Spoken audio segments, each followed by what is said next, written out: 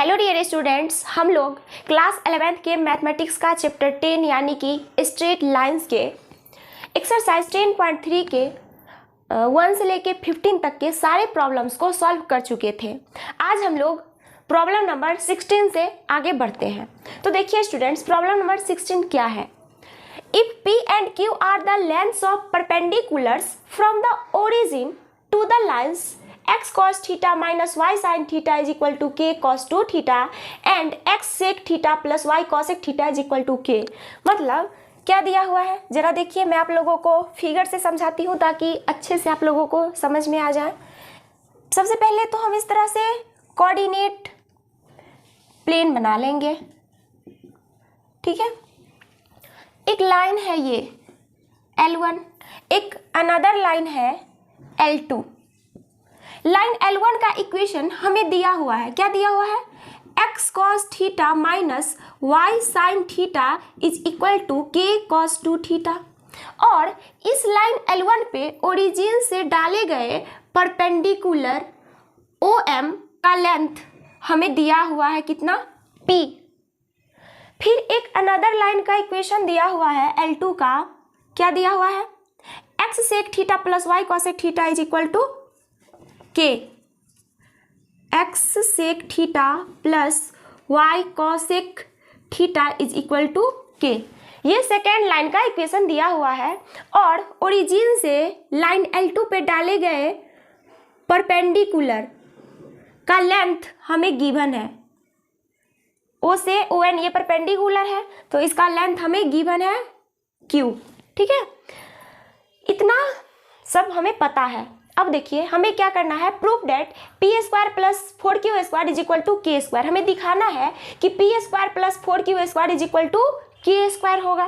तो स्टूडेंट्स, आप लोग जानते हैं कि किसी पॉइंट से किसी लाइन के बीच का डिस्टेंस क्या होता है ना। तो आप क्या पढ़े थे कि जैसे कोई पॉइंट है यहाँ पे, मान लीजिए x1, y1 और ये कोई लाइन है, इसका इक्वेशन है ax plus by plus c is equal to 0। तो इस पॉइंट से इस लाइन के बीच का डिस्टेंस इस पॉइंट से इस लाइन पे डाले गए परपेंडिकुलर के लेंथ के इक्वल होता है। तो इसका मतलब यहाँ पे देखिए, ये जो पॉइंट है O, इसका कोऑर्डिनेट क्या होता है, ओरिजिन का कोऑर्डिनेट क्या होता है, 0,0। तो ओरिजिन से इस लाइन L1 पे डाले गए परपेंडिकुलर OM क्या रिप्रेजेंट करता है, ओरिजिन से लाइन L1 का डिस्टेंस, और वो कितना है, P है। बिल्कुल उसी तरह से ये Q क्या रिप्रेजेंट करता है कि इस लाइन L2 का ओरिजिन से डिस्टेंस Q यूनिट है, ठीक है। तो हम इसी के हेल्प से, क्या इसके हेल्प से, मतलब ये जो डिस्टेंस होता है ना D, उसका फॉर्मूला आप लोग जानते हैं ना, मैं आप लोगों को बताई थी डिटेल से। D is equal to mod of ax1 plus by1 plus c upon root under a square plus b square. ये होता है एक पॉइंट और एक लाइन के बीच का डिस्टेंस, ठीक है। तो इसी के हेल्प से हम चलते हैं, इसी का यूज करके हम आगे बढ़ेंगे अभी, ठीक है। तो देखिए ये जो डिस्टेंस है P वो क्या है, ओरिजिन से लाइन L1 के बीच के डिस्टेंस को रिप्रेजेंट करता है। तो हम लिख सकते हैं कि P is equal to, distance is equal to mod of, अब लाइन का इक्वेशन ये दे रखा है ना। तो देखिए इसमें हम क्या पुट करेंगे, x और y के जगह पे 0 0 पुट करेंगे, क्योंकि यहाँ पे पॉइंट था x1 y1, इसीलिए लाइन के इक्वेशन में x के जगह पे x1, y के जगह पे y1 पुट किए थे। पर यहाँ पे जो है x1 और y1 का वैल्यू 0 0 है, इसीलिए x के जगह पे 0 और y के जगह पे 0 पुट करेंगे। और हाँ, यहाँ पे देखिए कांस्टेंट टर्म अंदर है, ठीक है, मतलब लेफ्ट हैंड साइड में है, तो इसको भी हम इस तरह से लिख लेते हैं, x cos theta minus y sin theta minus k cos 2 theta is equal to 0। अब P क्या होगा, मतलब ये जो डिस्टेंस है ओरिजिन से लाइन L1 का, वो डिस्टेंस क्या होगा, तो mod of x cos theta, तो x के जगह पे आपको क्या लेना है, 0 into cos theta minus 0 into sine theta minus k cos 2 theta, ठीक है, अपन root under a square plus b square. तो ए बी क्या था, एक्स और वाई का कोफिशिएंट था, तो एक्स का कोफिशिएंट यहाँ पे आप क्या देख रहे हैं, कॉस थीटा, और वाई का कोफिशिएंट माइनस साइन थीटा। तो दोनों का स्क्वायर करके ऐड कीजिए तो क्या होगा, कॉस थीटा का square plus minus sine theta का स्क्वायर, ये आ जाएगा। अब यहाँ से देखिए क्या आएगा, चूंकि जीरो से इसमें मल्टीप्लाई हुआ तो ये टर्म तो खत्म है यहाँ तक जीरो, और mod of minus k cos 2 theta होगा, mod of minus k cos 2 theta. और नीचे क्या आएगा, नीचे cos square theta plus sine square theta is equal to 1 होता है, मतलब रूट ऑफ 1 ये होगा। तो डायरेक्टली हम क्या लिखेंगे, P is equal to mod of minus k cos 2 theta. ठीक है, तो ये P का वैल्यू आया है हमें। अब हमें क्या चाहिए, हमें चाहिए Q। Q क्या है, ये तो P पता चल गया, अब Q हमें पता करना है। तो देखिए स्टूडेंट्स, एक मिनट, ये जो P है ना, ये पॉजिटिव और निगेटिव दोनों देगा। एक बार आप मॉड हटाएंगे तो पॉजिटिव और निगेटिव दोनों टर्म मतलब दोनों लगाएंगे, तो ये क्या होगा, P is equal two plus minus k cos 2 theta. पर हमें क्या चाहिए, P स्क्वायर। ठीक है, तो हम लिखेंगे P square is equal two plus minus k cos 2 theta का होल स्क्वायर। यहाँ से हमें क्या पता चलेगा, इसका जब स्क्वायर करेंगे तो क्या मिलेगा, के स्क्वायर कॉस स्क्वायर 2 थीटा, मतलब P स्क्वायर का वैल्यू क्या आया, के स्क्वायर कॉस स्क्वायर 2 थीटा। अरे बात समझ में, बिल्कुल इसी तरह से हम Q निकालेंगे, मतलब ओरिजिन से लाइन L2 के बीच का डिस्टेंस को निकालेंगे इसी फॉर्मूला के हेल्प से। तो मैं यहाँ पे निकाल देती हूँ Q क्या होगा, Q इज इक्वल टू, इस लाइन के इक्वेशन में आप पुट कीजिए 0 0, क्योंकि आप ओरिजिन से इस लाइन के बीच का डिस्टेंस निकाल रहे हैं, तो x और y की जगह पे आपको 0 0 पुट करना होगा। तो इसको पहले आप जनरल फॉर्म में लिख लीजिए, तो ये क्या होगा, x sec theta plus y cosec theta minus k is equal to 0, ये होगा ना। तो इसमें आप x की जगह पे 0 और y की जगह पे 0 पुट करें तो क्या मिलेगा, mod of 0 into sec theta plus 0 into cosec theta, 0 into cosec theta और minus k upon root under a square plus b square होता है। तो ए स्क्वायर और बी स्क्वायर क्या था, एक्स और वाई का कोफिशिएंट था, तो यहाँ पे एक्स और वाई का कोफिशिएंट क्या है, सेक थीटा और कॉसेक थीटा, मतलब sec square theta plus cosec square theta. मैं इसे ऊपर ही लिख देती हूँ, ठीक है ना, ताकि आप लोगों को आ जाएगा अच्छे से, पूरा मतलब नीचे तक नहीं जाएगा ये। तो देखिए Q इज इक्वल टू क्या होगा, mod of 0 into sec theta plus 0 into cosec theta minus k upon root under a square plus b square, a square sec square theta plus cosec square theta, sec square theta plus cosec square theta. ठीक है, यहाँ तक बात clear है। अब देखिए Q is equal to, अब देखिए ये 0 से मल्टीप्लाई हुआ इस टर्म में, तो वो तो सारा खत्म ही है, 0 ही है, बस बचा क्या, माइनस के, मतलब मॉड ऑफ माइनस के बचा है। अब देखिए sec square theta plus cosec square theta को आप क्या लिखेंगे, सेक स्क्वायर थीटा को आप लिखेंगे 1 अपॉन कॉस स्क्वायर थीटा, और कॉसेक स्क्वायर थीटा को आप लिखेंगे 1 अपॉन साइन स्क्वायर थीटा। ठीक है, तो यहाँ से हमें क्या मिलेगा, Q is equal to minus mod of k, minus ये मॉड ऑफ माइनस के, और ये रूट अंडर ये क्या हो जाएगा, sine square theta plus cos square theta upon sine square theta into cos square theta, ये होगा। अब जरा देखिए sine square theta plus cos square theta क्या होता है, 1। तो यहाँ से लिखेंगे Q is equal to minus k का मॉड, और ये root under 1 upon sine square theta into cos square theta, ये हो जाएगा। ठीक है, अब sine square theta cos square theta है और ये क्या है, रूट में है, तो ये क्या होगा, 1 upon sine theta into cos theta. तो इसको हम क्या लिख सकते हैं, Q is equal to minus k का मॉड और 1 sin theta into cos theta, ये होगा। ठीक है, अब देखिए हम क्या करेंगे, ऊपर और नीचे मतलब न्यूमरेटर और डिनोमिनेटर दोनों में मल्टीप्लाई कर देंगे 2 से। तो 2 से मल्टीप्लाई करेंगे तो ये क्या हो जाएगा, 2 से मल्टीप्लाई करेंगे तो 2 sin theta into cos theta हो जाएगा। ठीक है ना, तो 2 sin theta into cos theta को आप क्या लिख सकते हैं, आप पढ़े थे फॉर्मूला ट्रिगोनोमेट्री में कि sin 2a, ये पढ़े थे sin 2 theta is equal to 2 sin theta into cos theta, ये आप पढ़े थे। तो देखिए यहाँ पे हम क्या करेंगे, बिल्कुल उसी तरह से लिखेंगे q is equal to minus k का मॉड। ठीक है, और नीचे में क्या है 2 अपॉन, अब देखिए 2 sin theta into cos theta, इसको आप क्या लिखेंगे, 2 sin theta into cos theta को sin 2 थीटा, मतलब आप यहाँ पे लिखेंगे sin 2 थीटा। और इसे आप क्या लिख सकते हैं, इसे आप लिख सकते हैं, मैं यहाँ पे लिख देती हूँ माइनस के का मॉड, माइनस के का मॉड अपॉन, अब देखिए ये sin 2 थीटा नीचे है तो इधर ले आएंगे उसको ऊपर, तो ये क्या हो जाएगा sin 2 थीटा, और नीचे में क्या बचेगा हमें, डिनोमिनेटर में 2, ये आएगा हमें। अब देखिए ये हमें आया है इसका वैल्यू।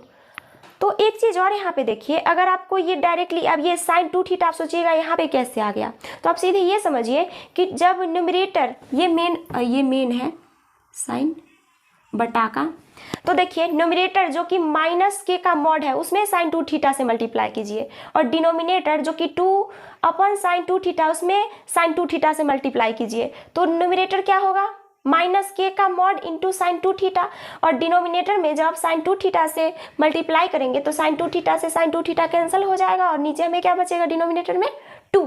और एक चीज़ देखिए यहाँ पे जो है मॉड ऑफ माइनस के, मतलब प्लस माइनस के दोनों हो सकता है, तो यहाँ पे मैं मॉड हटा के और प्लस माइनस के लिख देती हूँ। ठीक है, माइनस प्लस के is equal q is equal two plus minus के sin 2 थीटा अपन 2, हमें क्या चाहिए, q स्क्वायर चाहिए, q स्क्वायर।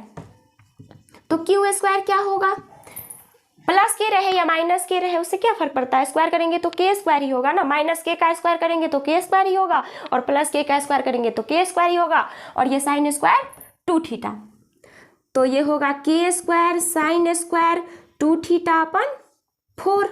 अब देखिए 4q स्क्वायर, हमें क्या चाहिए, 4q स्क्वायर का वैल्यू चाहिए, यहाँ पे 4q स्क्वायर है ना, तो यहाँ पे देखिए 4q square is equal to k square sin square 2 theta, ये होगा। अरे बात समझ में, तो 4q स्क्वायर का वैल्यू ये आया और p स्क्वायर का वैल्यू ये आया, हमें p स्क्वायर और 4q स्क्वायर को क्या करना है, ऐड करना है। तो चलिए ऐड करते हैं, मैं यहाँ पे आप लोगों को ऐड करके दिखा रही हूँ कि क्या होगा p स्क्वायर और 4q स्क्वायर का एडिशन। तो देखिए स्टूडेंट्स, मैं लिख रही हूँ यहाँ पे p square plus 4q square is equal to, यहाँ से है p square plus 4q square is equal to क्या होगा, p square k square cos square 2 theta, k square cos square 2 theta, और ये plus k square sine square 2 theta plus k square sine square 2 theta. ठीक है, तो आप यहाँ पे देखिए जब k स्क्वायर कॉमन ले लेंगे तो क्या मिलेगा हमें, cos square 2 theta plus sine square 2 theta, तो ये क्या हो जाएगा, cos square 2 theta plus sine square 2 theta, sine square 2 theta is equal to 1, तो ये क्या हो जाएगा k square into 1 is equal to k square. तो यहाँ से हमें क्या पता चला कि p square plus 4q square is equal to k square, और यही तो हमें लाना था, देख लीजिए यही लाना था ना हमें। आ रही बात समझ में।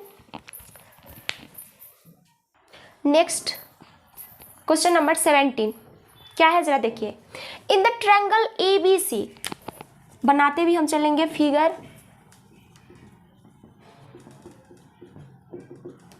इन द ट्रायंगल ABC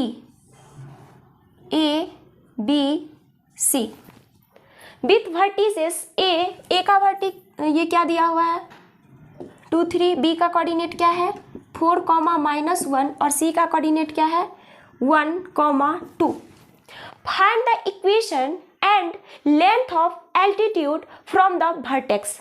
हमें एल्टीट्यूड का क्या चाहिए, लेंथ चाहिए और इक्वेशन चाहिए। ठीक है, तो ये एल्टीट्यूड जो है उसका वो क्या होता है, एल्टीट्यूड क्या होता है किसी भी ट्रायंगल का। तो देखिए जैसे ये एक ट्रायंगल है ना PQR, तो एल्टीट्यूड जो होता है वो ट्रायंगल के किसी वर्टेक्स से डाला गया एक लाइन सेगमेंट होता है। किसी भी ट्रायंगल के वर्टेक्स से इस तरह से खींचा गया एक लाइन सेगमेंट होता है जो कि बेस के परपेंडिकुलर होता है। बेस पे क्या होता है, वो परपेंडिकुलर होता है। तो ये एक एल्टीट्यूड हुआ। आप यहां से भी एल्टीट्यूड डाल सकते हैं वर्टेक्स Q से, तो ये एक एल्टीट्यूड हुआ जो कि बेस पे क्या होता है, परपेंडिकुलर। एक ये एल्टीट्यूड हुआ इस तरह से जो बेस पे क्या है, परपेंडिकुलर है। आ रही बात समझ में। तो आप किसी भी ट्रायंगल में 3 एल्टीट्यूड बना सकते हैं। किसी भी ट्रायंगल में 3 एल्टीट्यूड होता है। तो देखिए हमसे क्या पूछा जा रहा है कि ये ट्रायंगल तो दिया हुआ था, उसके वर्टिसेस का कोऑर्डिनेट्स भी हमें दिया हुआ है, और क्या पूछा जा रहा है कि find the equation and length of altitude from the vertex A। Vertex A से इस तरह से एल्टीट्यूड डाला गया है। ठीक है, तो इसका लेंथ बताइए, मतलब हमें AM क्या होगा वो बताना है एंड इक्वेशन ऑफ AM क्या होगा वो बताना है। ठीक है, ये दोनों चीज़ हमसे पूछा जा रहा है। तो देखिए कैसे हम लोग निकालेंगे इक्वेशन को और उसके लेंथ को, एल्टीट्यूड के इक्वेशन को और एल्टीट्यूड के लेंथ को। AM क्या है, एल्टीट्यूड है, और एल्टीट्यूड बेस पे परपेंडिकुलर होता है। तो हमें क्या करना है, इसका इक्वेशन निकालने के लिए, AM का इक्वेशन निकालने के लिए हमें क्या निकालना पड़ेगा, स्लोप निकालना पड़ेगा। और ये किस पॉइंट से गुजरती है वो तो हमें पता है कि इसी AM पे ये पॉइंट है ना, जिसका कोऑर्डिनेट 2,3 है। तो पॉइंट तो हमें पता है, हमें क्या चाहिए, स्लोप चाहिए। इसका स्लोप चाहिए AM का। तो कैसे निकालेंगे स्लोप AM का, तो देखिए यहाँ पे CB जो है वो क्या है, CB पे ये AM परपेंडिकुलर है, इसीलिए CB का स्लोप और AM का स्लोप का मल्टीप्लिकेशन क्या होगा, -1 होगा। तो हम क्या करेंगे, पहले CB का स्लोप निकालेंगे। ये जो बेस है ना ट्रायंगल का BC, उसका क्या निकालेंगे, स्लोप निकालेंगे। तो लिखेंगे slope of BC is equal to क्या होता है, y2 - y1 अपन x2 - x1। ठीक है ना, जैसे आपको पता था कि किसी भी 2 पॉइंट से होकर जाने वाली लाइन का कोऑर्डिनेट अगर पता हो आपको, तो आप उस लाइन का स्लोप कैसे निकालते थे, y2 - y1 अपन x2 - x1 करते थे। अगर वो दोनों पॉइंट का कोऑर्डिनेट आपको पता होता था तो फर्स्ट पॉइंट क्या होता था, x1, y1, और सेकंड पॉइंट का कोऑर्डिनेट क्या होता था, x2, y2। तो यहाँ पे देखिए मैं इसे x1, y1 और इसे x2, y2 ले लेती हूँ। ये है x1, ये है y1, ये है x2 और ये है y2। तो VC का स्लोप क्या होगा, y2 - y1 अपन x2 - x1। तो यहाँ से क्या है, y2 का वैल्यू क्या होगा, 2 माइनस y1 का वैल्यू +1 और x2 - x1, x2 बोले तो 1 और -4, तो ये क्या हो जाएगा 3 अपन -3, तो ये -1 होगा। मतलब BC का स्लोप क्या होगा, -1 होगा।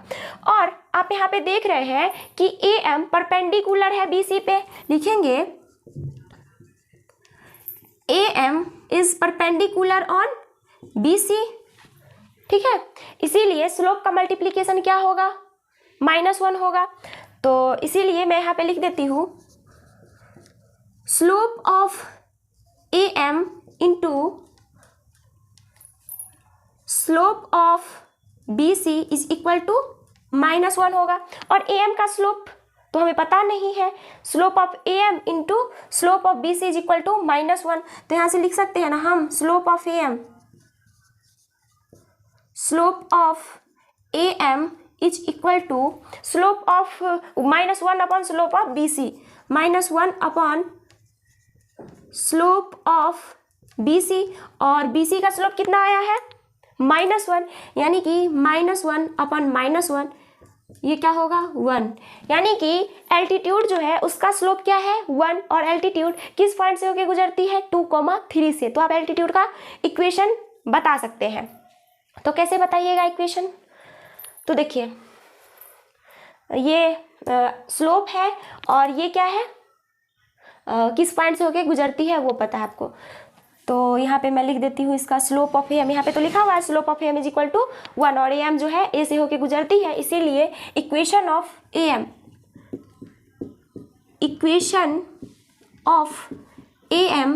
इज इक्वल टू क्या होगा ए एम का इक्वेशन, या फिर मैं equation of A M is लिख देती हूँ। क्या होगा, कैसे हम लोग निकालेंगे, y minus y1 is equal to m x minus x1। तो यहाँ पे देखिए y माइनस y1 के जगह पे किसको लेंगे 3 और x1 के जगह पे 2 को, क्योंकि इसी पॉइंट से होके ये am पास कर रही है ना, और इसका स्लोप हमें पता है इस पॉइंट से पास कर रही है। तो इस इक्वेशन के हेल्प से हम इसका इक्वेशन निकाल लेंगे।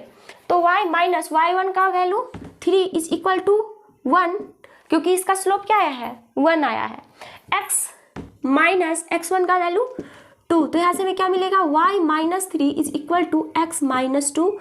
तो ये क्या हो जाएगा y minus x is equal to 1, या आप इसे लिख सकते हैं x minus y plus 1 is equal to 0, ये लिख सकते हैं आप। ये क्या इक्वेशन किसका आया है एम का, एल्टीट्यूड का इक्वेशन आपको पता चल गया। अब आपको क्या चाहिए, अब आपको ये एम चाहिए, लेंथ चाहिए एम का। तो कैसे निकालेंगे, तो देखिए अगर आपको ये कोऑर्डिनेट पता होता तब तो आप इसका लेंथ निकालते ना। मतलब ये पॉइंट का कोऑर्डिनेट पता है, एम का कोऑर्डिनेट पता है, तब तो √x1 माइनस x2 का whole square plus y2 minus y1 का होल स्क्वायर करके आप ये लेंथ निकाल लेते, है ना, √, ये जो फार्मूला होता है ना डिस्टेंस फार्मूला, उसके हेल्प से। पर देखिए ये तो मीडियन है नहीं, मीडियन क्या करता था दोनों पार्ट को इक्वल भागों में बांटता था, है ना। तो मिड पॉइंट था, तो मिड पॉइंट का हम लोग कोऑर्डिनेट निकाल लेते थे। पर यहाँ पे तो हमें एम का कोऑर्डिनेट पता ही नहीं है, तो हम कैसे निकालेंगे एल्टीट्यूड, जरा सोचिए कैसे निकालिएगा आप एल्टीट्यूड। तो देखिए स्टूडेंट्स, आप क्या पढ़े थे, किसी पॉइंट से किसी भी लाइन के बीच का डिस्टेंस तो आप पढ़े हैं ना। जैसे लाइन BC का A से डिस्टेंस, पॉइंट A से अगर डिस्टेंस आपसे पूछा जाए तो आप क्या कहिएगा, पॉइंट A से लाइन BC पे डाले गए परपेंडिकुलर जो कि क्या है AM का लेंथ ही तो लाइन BC और पॉइंट A के बीच के डिस्टेंस को दिखाता है। तो आपको पॉइंट तो पता है पर इसका इक्वेशन आप नहीं निकाले हैं BC का। आप BC का इक्वेशन निकाल लेंगे, उसके बाद पॉइंट A से BC के बीच के डिस्टेंस को निकाल लेंगे। तो देखिए BC का इक्वेशन क्या होगा, तो देखिए अभी आप BC का स्लोप निकाले थे ना -1, तो बहुत आसानी से इक्वेशन भी निकाल लेंगे। आपको स्लोप पता है और आप किसी को भी x1 y ये पॉइंट ले ले या फिर ये पॉइंट ले ले, दोनों में से कोई एक पॉइंट ले ले और बहुत आसानी से आप इक्वेशन निकाल लेंगे। तो जैसे मैं पॉइंट ले लेती हूँ यही x1 y1 वाला, BC का स्लोप पता है तो लिखेंगे इक्वेशन ऑफ BC,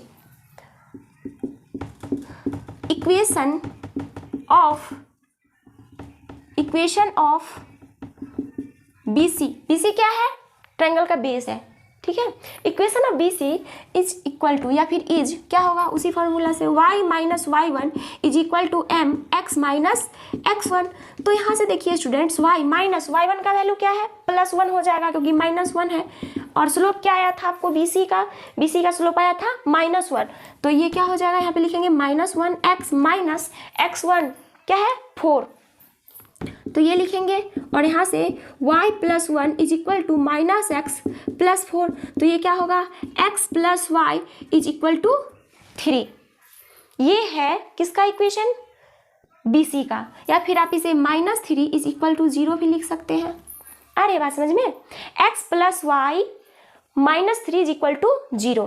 अब आपको क्या करना है, आपको इक्वेशन पता चल गया। अब इस पॉइंट से BC का डिस्टेंस निकालना है, distance between point A and line segment BC। लिखेंगे distance between point A and line segment BC। Line segment B C और पॉइंट ए के बीच का distance B C is equal to D, उसको क्या मान लेते हैं डी, डी क्या है ए एम है ना। तो मैं इसे distance between point A and line segment B C is equal to क्या है A M is equal to D मान लेती हूँ। डिस्टेंस क्या होगा, तो आप पढ़े हैं डिस्टेंस निकालने के लिए ऊपर में ये मॉड में आता है और नीचे में जो टर्म आता है वो रूट में आता है, ठीक है। A x one plus b y one plus c, ठीक है। तो यहाँ पे देखिए a x one plus b y one plus c, ठीक है, इस टर्म में है। तो मैं एक बार और लिख देती हूँ, यहाँ पे देखिए a x plus b y plus c ये लाइन का इक्वेशन होता था और पॉइंट का coordinate x one comma y one होता था। तो डिस्टेंस आप क्या लिखते थे, mod of a x one plus b y one plus c upon root under a square plus b square, यही लिखते थे ना डिस्टेंस। तो बिल्कुल उसी फॉर्मूला का यूज़ करना है। A x plus b y plus c ये इक्वेशन है, हमें एक्स की जगह पे एक्स वन, वाई की जगह पे वाई वन पुट करना है। तो हमें अब एक्स वन वाई वन क्या है 2 3, क्योंकि हम इस पॉइंट से इस लाइन का डिस्टेंस निकाल रहे हैं ना। तो ये एक्स वन वाई वन की जगह पे क्या आएगा 2 3, मतलब एक्स की जगह पे 2 और वाई की जगह पे आपको 3 रखना है।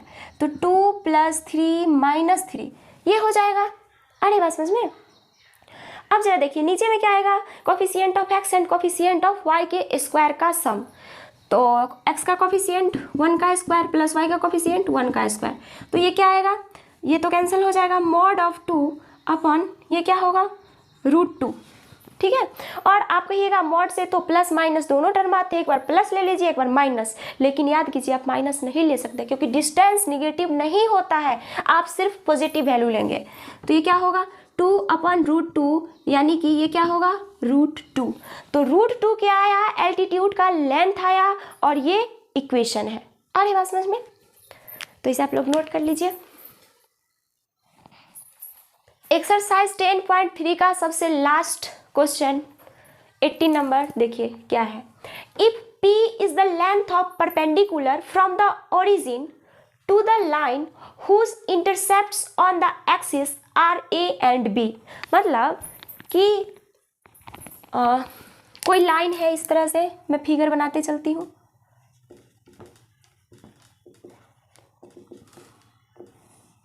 ये तो पहले कोऑर्डिनेट प्लेन ड्रॉ कर लिए, यहाँ पे एक लाइन है, ठीक है।